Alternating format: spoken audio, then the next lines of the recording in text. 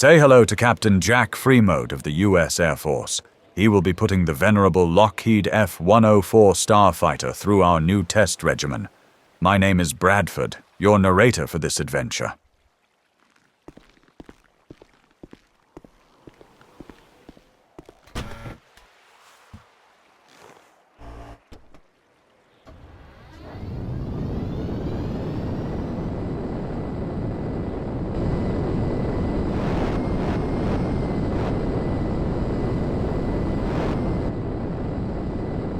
A member of the Century series of U.S. fighter aircraft, the Lockheed F-104 Starfighter first flew on March 4, 1954, and entered service in 1958 for the United States Air Force.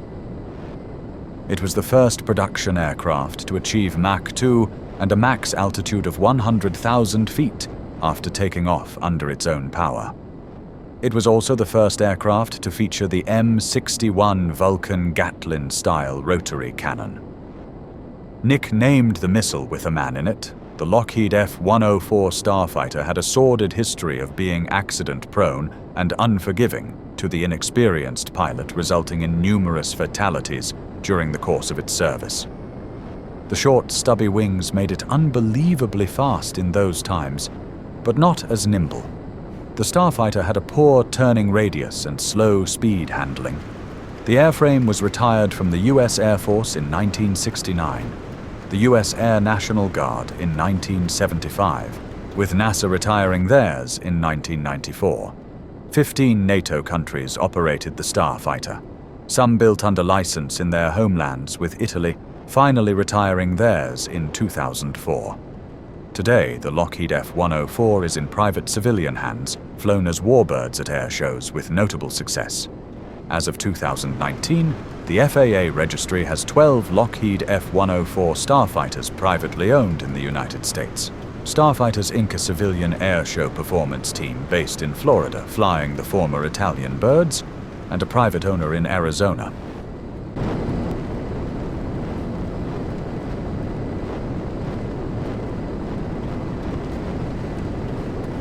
Okay.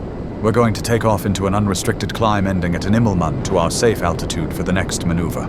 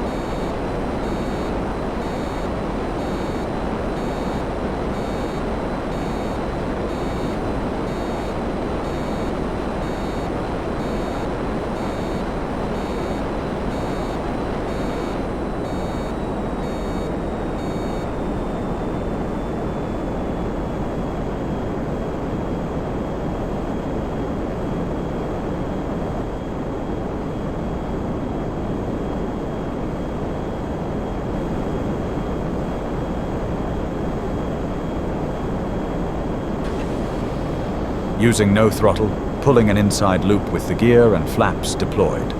Then roll inverted and perform an outside loop.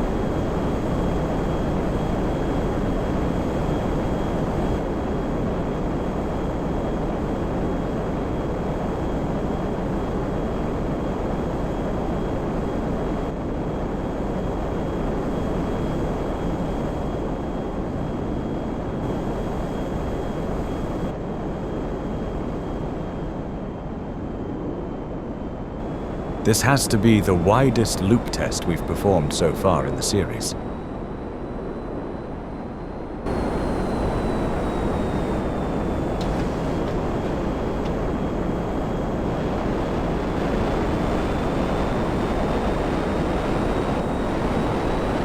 Now to test the 104's roll rate.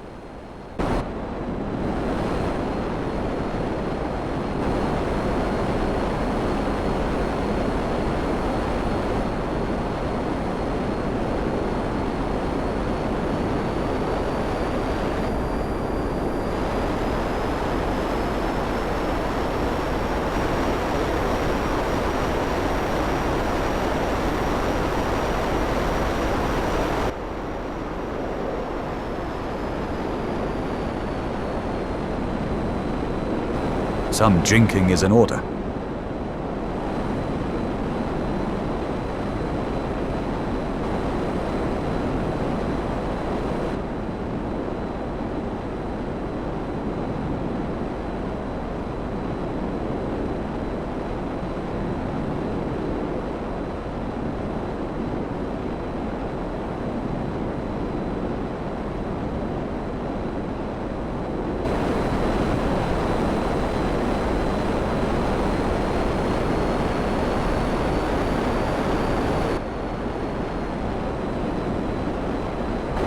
Here we go with a minimum radius figure 8.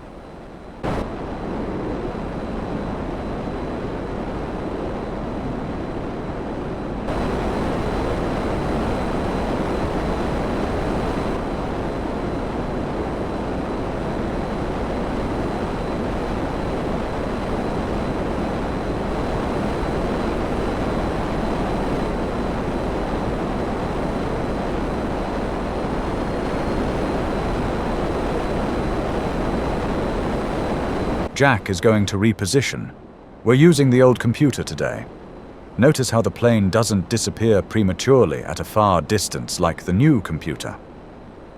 Rockstar Editor wipes out the spooner object extremely close to the camera when we use the new computer, something we will have to look into.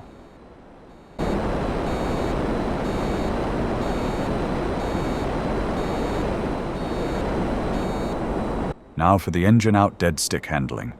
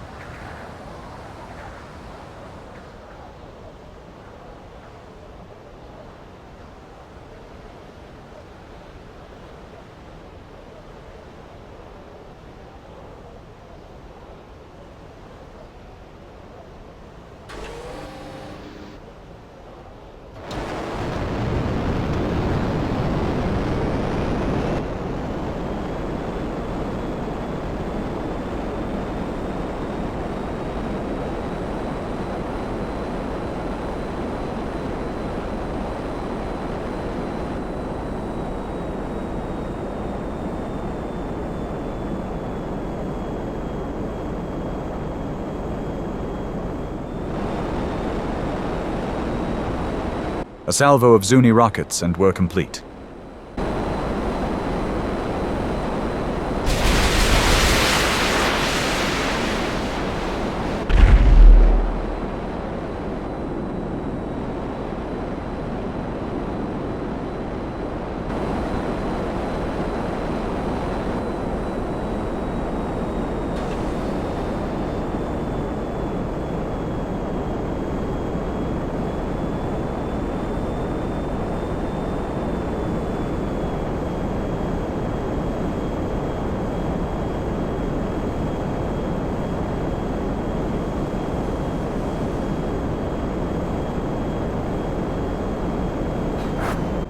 A little bunny hop, no problem, we have plenty of runway left.